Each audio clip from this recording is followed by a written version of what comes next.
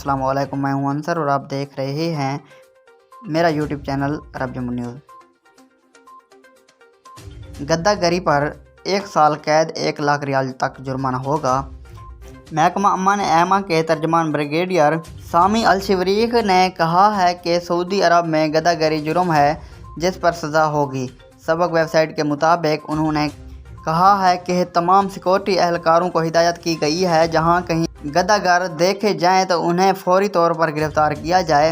उन्होंने कहा है कि सऊदी अरब में किसी भी शक्ल व सूरत और किसी भी सबब की बुनियाद पर गद्दागरी की इजाज़त नहीं। गद्दागरी करना, इस पर अक्साना, इस पर मदद करना या किसी भी तरह का तावन फराहम करने पर 1 साल कैद और 1 लाख रियाल तक जुर्माना होगा। तर्जमान ने शहरियों और मुकीम गैर मुल्कियों को हिदायत की है कि सदका खैरात जमा करने के इदारे कायम हैं जिनसे रजू किया जाए। गद्दागरों को सदका खैरात देना इस मज़मूम अमल की हौसला अफजाई के मुतरादिफ है।